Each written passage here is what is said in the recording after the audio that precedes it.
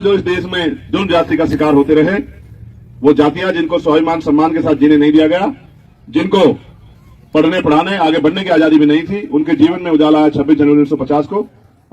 अभी 100 साल भी नहीं बीते हैं, जो विरोधी ताकत है उन्होंने संविधान को खत्म करने के लिए अपना पूरा जोर लगा लिया और वो पूरा प्रयास कर रहे हैं कि ये संविधान जो है किसी तरह से खत्म हो जाए, क्योंकि अगर संविधान रहेगा तो बराबरी का हक रहेगा, बराबरी की ताकत रहेगी, हमें भी पढ़ने पढ़ाने आगे बढ़ने के अवसर मिलेंगे।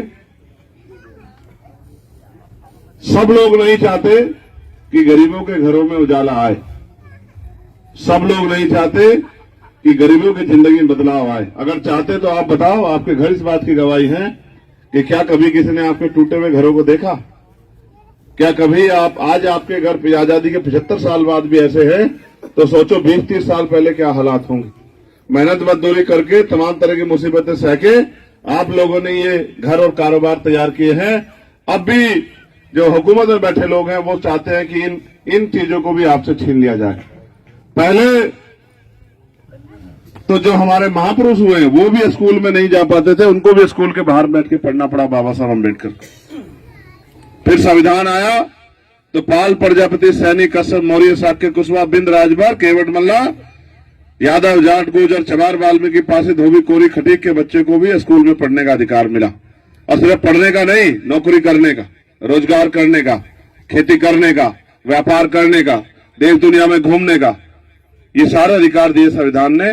और आज उस संविधान को ये भारतीय जनता पार्टी की सरकार खत्म करना चाहती। क्यों? इसी संविधान की वजह से एक प्राइमरी स्कूल के मास्टर का बेटा भी लोकसभा का चुनाव लड़ रहा है। वो लोकसभा का चुनाव जिसे लड़ने वाला आदमी, और अगर उनके ज्यादा लोग जीत जाएं तो प्रधानमंत्री बनता है।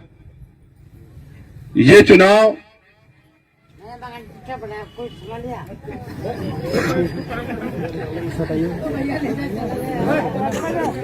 चुप रहो बच्चों, वो तो नशे में, आप लोग थोड़ा नशे में। वो भी भैया के लिए आया। बिठा लो बिठा लो बिठा लो, गर्मी मत बिठाना, नशे में। पता लगा तबियत खराब हो जाए, इसके बच्चों का क्या होगा इसको नहीं फिक्र है। इसको क्या पता, अगर इसकी ये तो अपने शौक में है, अगर इसे कुछ हो गया तो इसके बच्चों की तरफ कोई पलट के भी नहीं देखेगा, इसकी पत्नी को, इसके बच्चों को क्या सहना पड़ेगा, इसको क्या पता। अगर ये इतना समझदार होता तो फिर इसको ये इस तरह के ऐप थोड़ा ही करता। खैर छोड़ो, मैं बस आपको ये बता रहा था कि जब देश मुल्क आजाद हुआ तो बहुत कुछ बंटवारे नहीं हुए। जिन जातियों को पढ़ने लिखने का भी अधिकार नहीं था, उनको उनके जीवन में बहुत कुछ परिवर्तन नहीं हुए। सबसे बड़ा परिवर्तन हुआ जब संविधान लागू हुआ, जो संविधान हमें बराबरी का हक और अवसर देता है। धन धरती राजपाट में बंटवारा नहीं हुआ। जिनके पास नौकरी रोजगार नहीं थे उनको नौकरी रोजगार नहीं मिले। धीरे धीरे हम लोग पढ़ने लिखने लगे और आगे बढ़ने लगे, और आज ये हालत है कि हम पे भी टूटे फूटे मकान बन पाए। लेकिन क्या ये टूटे फूटे मकान ही हमारी जिंदगी का असली सच है? क्या हमें गरीबी में पैदा होकर गरीबी में ही मरना है? क्या हमारे कुछ सुख सुविधाएं और सपने नहीं होने चाहिए? जबकि संविधान तो हमें देता है बराबर के आजादी, स्वाभिमान सम्मान का जीवन। संविधान तो हमें देता है कि गरीब का बेटा भी पढ़ लिख के डॉक्टर, इंजीनियर, IAS, IPS, वकील, जज बने और अपने परिवारों के साथ जो परेशानियां उनको हल करने का काम करे। क्योंकि ये चुनावी कार्यक्रम है और मेरे पास बहुत सारे कार्यक्रम हैं। मैं बस आपसे अपील करने आया हूं कि आप अगर चाहो तो बाबा साहब अम्बेडकर के 4 बच्चों कुर्बानी से मिली वोट से मुझे अपने बेटे, अपने भाई चंद्रशेखर आजाद को वोट की ताकत से उस लड़ाई को लड़ने का मौका दे सकते हो, जिस लड़ाई से, जिस ताकत से बहुत सारे फैसले बनते हैं, जिस ताकत से पार्लियामेंट में आपके हकों के लिए आवाज उठती है, जिस ताकत से जहां कानून बनते हैं और जहां से कानून लागू होते हैं उस पंचायत में पहुंचने का मौका आप अपनी वोट से मुझे भी दे सकते हो। आपने सब लोगों को मौका दिया और जिन्हें आपने मौका दिया वो मौका आपसे लेके अपने परिवार और खुद तक सीमित हो गए। उन्होंने अपने परिवार को आगे बढ़ाया, अपने बच्चों को अच्छी सुख सुविधाएं दी, लेकिन गरीबों की तरफ पलट के नहीं देखा। आज भी कोई अगर अपनी बात करने जाता है तो लोगों के दिलों में लगता है पता नहीं ये आदमी हमारी मदद करेगा नहीं करेगा।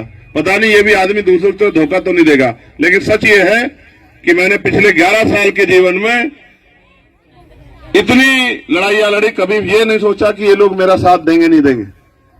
जब किसी को मेरी जरूरत हुई मैं भाग दौड़ के उनके पास पहुंचा उनकी मदद करने के लिए। लेकिन आज मैं आपसे अपने भाइयों के, अपने आने वाली नस्लों के और देश में जो जुल्म जाती हो रही है उसको रोकने के लिए आपसे मदद मांगने आया कि आप इस लड़ाई मेरी मदद कराओ, जिससे कि हम बाबा साहब अम्बेडकर और माननीय काशीराम साहब का अधूरा सपना पूरा कर सके और जो अधिकार हमारे छीन रखे हैं उन अधिकारों को हम छीन कर ले सके। क्योंकि मांगने से भीख मिलती है, अधिकार छीनने पड़ते हैं और जो अधिकार छीन लिए हैं उनको छीन कर ही वापस लेना पड़ेगा। छीन वही सकता है जिसमें ताकत हो, और लोकतंत्र में ताकत वोट में है।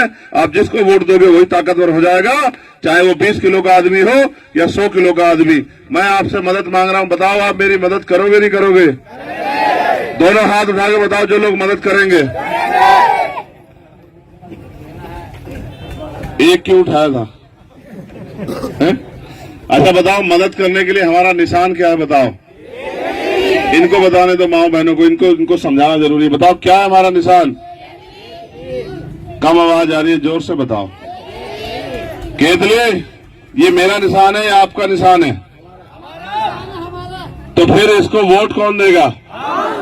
ऐसा तो नहीं कि सोचो भाई ये तो दे रहे हैं, मैं जरा घूम आऊं, आज छुट्टी मना लूं, आज काम पे चला जाऊं, ऐसा तो नहीं करोगे। एक एक वोट कीमती है। अगर एक वोट से पीछे रह गया तो आप 5 साल सर पे हाथ रख के बैठे रहोगे कि अगर मैं अपने काम पे ना जाता, मैं वोट डालने जाता तो चंद्रशेखर आज पार्लियामेंट में होता, और पार्लियामेंट में होता तो आज मेरे बच्चों के लिए अच्छे स्कूल, कॉलेज, यूनिवर्सिटी, हॉस्पिटल बनवाने के लिए, उद्योग धंधे लगवाने के लिए, हम पे जो जुल्म हो रहा है उसको रोकने के लिए सीना तान के लड़ता। हमारी गलती की वजह से चंद्रशेखर कमजोर रह गया। इस बात का पछतावा आपको रहेगा। मेरी माओ बहनों से मैं पूछ रहा हूं, क्या विधवा वृद्धा पेंशन मिलती है आप लोगों को? कितनी कितनी पेंशन मिलती है? 6 महीने के। हाँ, देने वाला बहुत तेज है ना, तो आपके मुंह से 3000 निकले, इसलिए 3000 6 महीने में देता। मगर ये बताओ महीने में कितने बैठते हैं? महीने में कितने बैठते हैं? महीने में 500 रुपए। कितने बैठते हैं महीने में? हाँ, गणित तेज नहीं है आपका। अगर 6 महीने में 3000 रुपए मिलते हैं तो 6000 आपको अलग से आ रहे हैं क्या?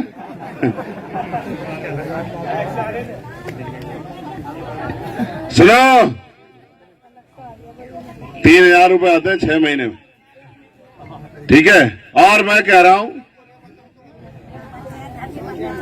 ये बताओ पंचायत घर भी बनेगा, बारात घर भी बनेगा, अस्पताल भी बनेंगे, मगर मुझे बताओ 1000 रुपए में 1 महीने घर चल जाता है? और मोदी जी पैसे कहां से ला रहे हैं? घर से ला रहे हैं क्या अपने? क्या अपनी जेब से ला रहे हैं क्या? आप ही के तो टैक्स का पैसा है।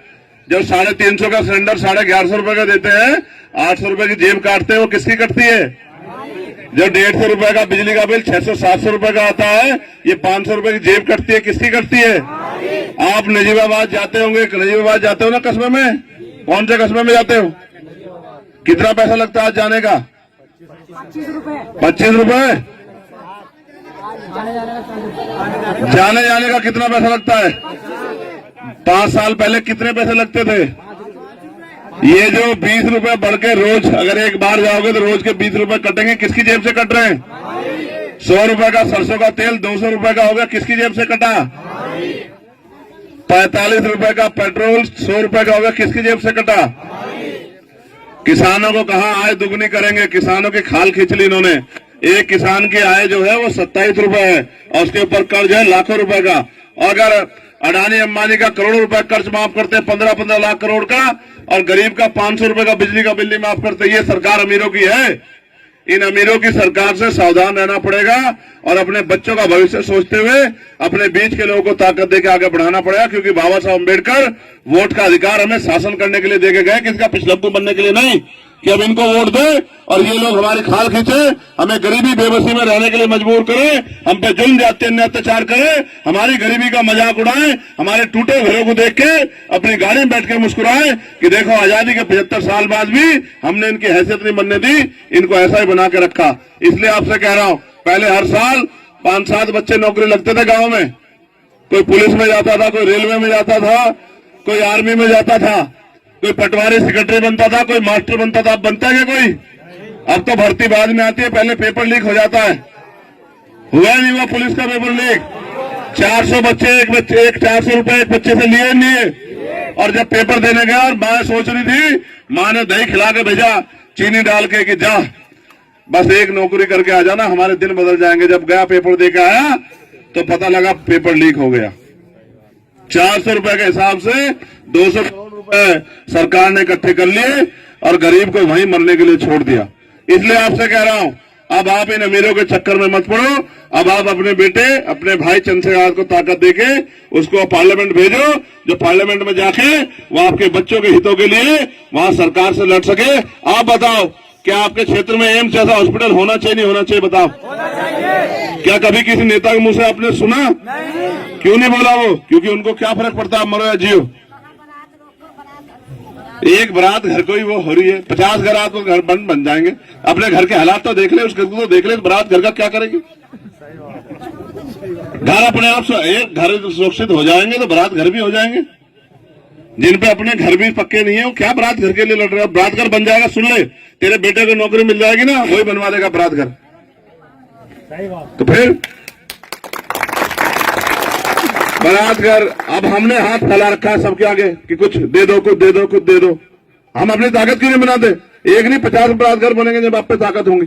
जब बाबा साहब ने हमें ताकत दी, कलम पकड़ो और लिखो, जो जो समस्या है उनको पूरी करो। हम सबसे कहते हैं बारात घर बना दो, मैरिज हॉल बना दो।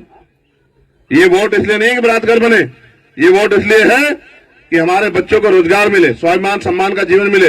ये वोट इसलिए है कि जब हम सड़क पे चले कोई जाति के आधार पर हमारा शोषण ना करे। ये तो सरकार का काम बारात घर बनाना। आपका मजबूत नेता तो कभी का बारात घर बन जाता, अभी बन जाएगा 1 साल में, चिंता मत करो। एक नहीं 2 बारात घर बनवा देंगे ऊपर नीचे। आज कहूंगा ये आचार संहिता में आता है कि भाई कुछ बनाने की बात कह रहे हैं, ठीक है? अभी तो हमारे लोगों को ये भी नहीं पता, तो इसलिए कह रहा हूं। ये बताओ मेरी बहनें, बताओ नौकरी रोजगार करना चाहती नहीं चाहती हो? बताओ। या यही चौला चौका में खत्म होनी जिंदगी? तो फिर पढ़ो, और वो दिन दूर नहीं जब हमारी मेहनत, भीम आर्मी आजाद समाज पार्टी के नौजवान भाइयों का संघर्ष आगे बढ़ेगा और वोट की ताकत से हम लोग यहाँ राज में आएंगे। और जब राज में आएंगे तो अपनी बहनों को रोजगार देंगे। ये नहीं कहा मेरी इसने मां ने कि भाई ये दहेज प्रथा खिलाफ बोलो, ये जो गरीब लोगों की बेटियों से भी दहेज दिया जाता है ये बंद करवाओ। ये तो नहीं कहते, ये तो नहीं कहते शराब बंद करवा दो। ये हमारे लोग जो हैं धक्के खाते फिर शराब पी के, इनको ये परेशानी जो इनकी जिंदगी में खत्म हो जाए, ये तो नहीं कहते। सब ठीक करवा देंगे, जिस चीज से समाज को परेशानी होगी सब ठीक करा देंगे। लेकिन एकजुट रहो और सबसे पहले आप ताकत तो दो, तभी तो बनेगा बारात घर। क्यों भाई? अभी तो ताकत है नहीं, वरना आज ही बनवा देता। तो जब ताकत दोगे तभी तो बनेगा, नहीं बनेगा? हाँ, तो बहुत बहुत धन्यवाद। और मैं अब प्रधान, वीडियो को ज़्यादा से ज़्यादा लाइक करें, चैनल को सब्सक्राइब करें और शेयर ज़रूर करें। चैनल को ज़्यादा से ज़्यादा मजबूत करें। जय भीम, जय भारत, जय मंडल, जय कांसीराम।